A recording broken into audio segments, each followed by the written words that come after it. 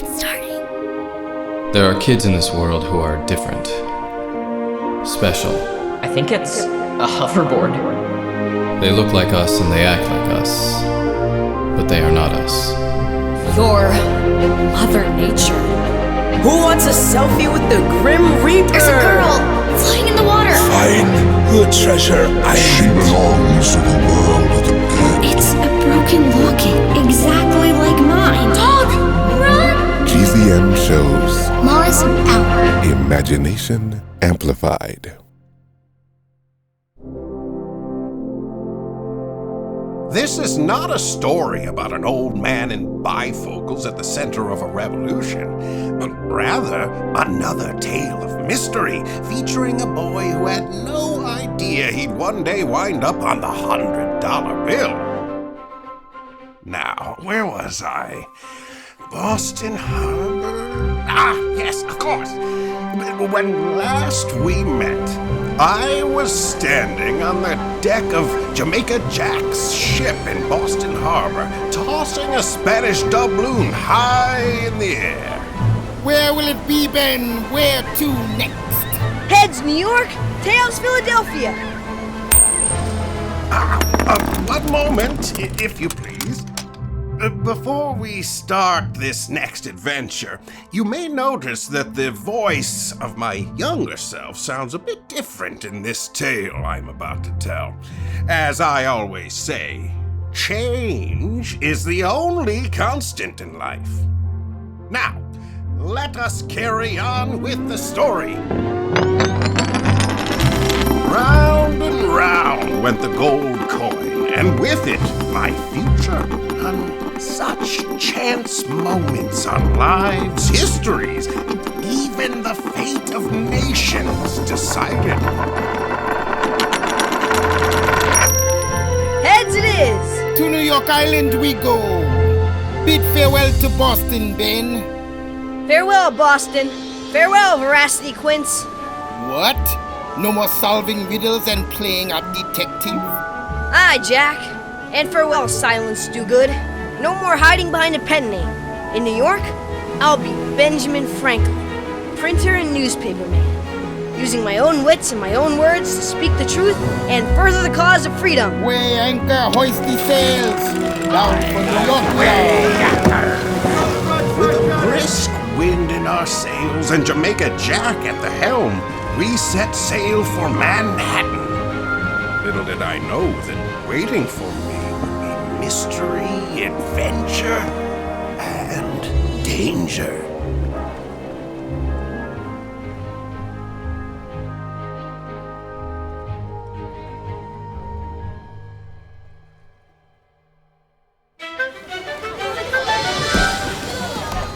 New York, circa 1723, was the most diverse, fastest-growing city in all the 13 colonies. But it was also the most raw, the dirtiest, and the loudest. It's the nice fish, even shaper. Find the garbage, mate. Did you see that, Jack? They dumped their garbage straight into the harbor. And the streets are even fouler, lad. And so they were. The fertile land where the Lenape tribe hunted and fished from time immemorial became New Amsterdam when the Dutch traded some trinkets and took it away, only to become New York when the English snatched it from the Dutch. Nowhere in the Americas was more exciting and more treacherous. Best be going ashore, Ben. But mind your knapsack. There are pirates everywhere in this city, criminals of all kinds. They know a newcomer when they see one, and they'll pick your pocket clean. I've got nothing worth stealing, just a change of clothes and a sketch pad full of quotations and ideas for new inventions. I suspect that sketch pad will be quite valuable one day. I hope you're right. Come on, Jack. Let's go ashore. Sorry, Ben, but this is where we part company. You're not coming with me? I thought we could be partners. What do I know of printing presses? I'm a sailor, lad, and I have cargo to deliver for the widow Fleming. Can't you wait a few days? Truth be told, Ben, New York isn't safe for me. There's a market here that trades in human lives. The slave market. Aye, one of the largest. I felt the whip and carried the chains and don't plan to again. Then you're right. You have to go. But I'll miss you, Jack. I'll miss you too. Remember, eyes open, look sharp, and fare thee well until we meet again. Until we meet again. You think I'll be alright out there on those mean streets? Even New York City is no match for you, Ben. Lower the gangplank for Mr. Benjamin Franklin. So long, Jack.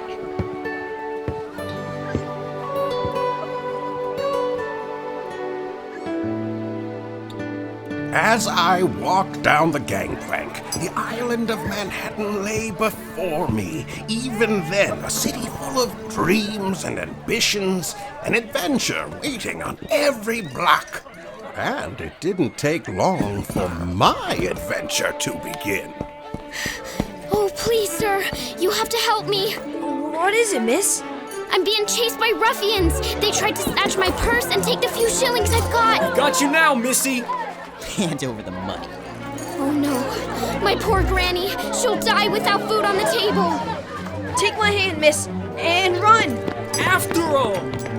I had just set foot in the city, and already I was making my mark. Hey! Fate had delivered this young girl to me, and I couldn't abandon such a poor, helpless creature.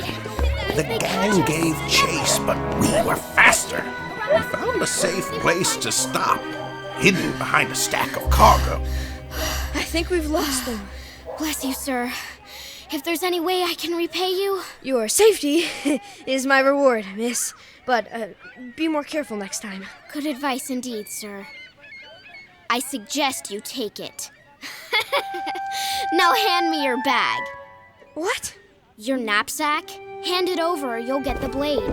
You have a knife in your dress? She's a dagger, if you please. I call her Sweetie Pie because she's always good to me. But you won't find her quite as sweet, so hand it over. You're robbing me? Don't think of it as a robbery. Think of it as one big circle. Things got taken from me my whole life, so now I take from you. One day you'll take from somebody else. Boss says in this city, you're either a taker or a giver. I don't want to take from anyone. Then looks like you're a giver. Thank you kindly. Hey! That's everything I have! Come back! She stole my knapsack! Welcome to New York!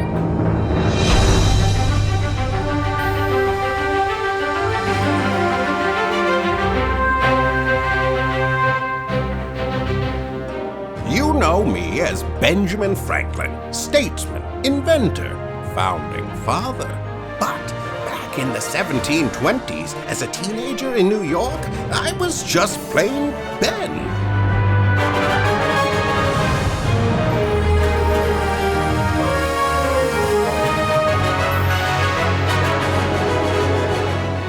Aspiring printer, budding adventurer, dreamer, and my first day in this colorful new city was not going as I'd planned. Please, sir. I'm scared and helpless. A shameless thief is what you are. Hope is a funny thing. It rises and falls like the tides. That blustery autumn day, I was walking along the river, feeling quite sorry for myself, when a gust of wind blew opportunity into my path. What's this? A newspaper! The New York Spectator. George Williamson, publisher and editor. Royal Governor's shameful denial of human rights in New York. You're a man after my own heart, Mr. Williamson. My fortunes had changed in an instant. I had come to New York to pursue my dreams, and instead, my dreams had found me. Excuse me, miss. Can you tell me where Wall Street is? Find it yourself. Thank you! I raced down the fragrant streets of downtown Manhattan towards the address on the masthead. If I could introduce myself to this Mr. Williamson and tell him my story, surely he would take me on as his apprentice. Maybe even his partner. Diligence, as I've said, is the mother of good luck. Diligence is the father of... No, that's not it. Ugh, I wish I had my notebook.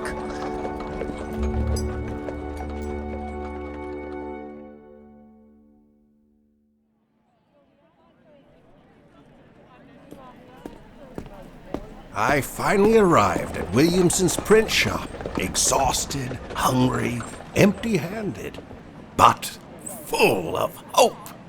The New York Spectator, printing the truth since 1718. It's locked. Mr. Williamson, hello? My name is... Trying to break in, are you? No, Excuse me, Mr... Randall, I'm the watchman in this neighborhood. Means I keep the law. Who are you and what's your business here? Oh, Franklin's the name. Ben Franklin, formerly of Boston. I'm a printer, like Mr. Williamson. Never heard of you. Let's see your papers. My papers? You look like trouble to me. For all I know, you're a runaway servant. I was indentured to my brother James, but before I left Boston, he signed the papers that granted me my freedom. Then you'll kindly produce your papers. Yes, sir. They're right here in my... I'm waiting.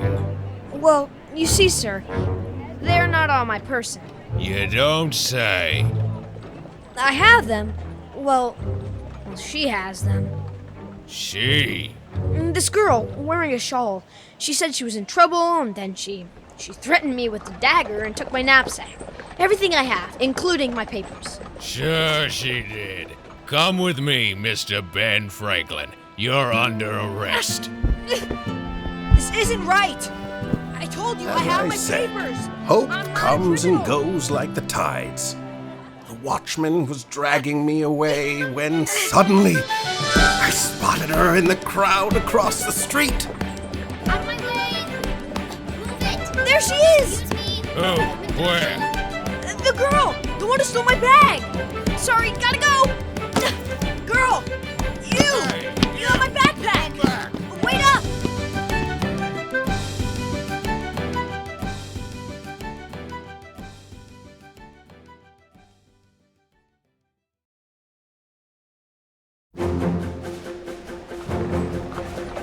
My only chance was to lose that watchman in the crowded market and find that girl. Excuse me. Sorry. Can't stop now. Stop that boy! I've got him! No, you don't. Stop in the name of the law! It seemed like the whole marketplace was after me. The girl proved crafty, but her escape route was slowed by a passing fishmonger's cart, allowing me to catch up with her. Out of my way! Hey, stop! Just stop, please! Give up, boy. You'll never catch me. Not on these streets. I reached out and had my hand on the knapsack for just a moment before she ducked under a table and That's what you slipped think. away around a corner. Ooh. This time, however, I wouldn't lose her. I made sure of that. Now all I have to do is track you down.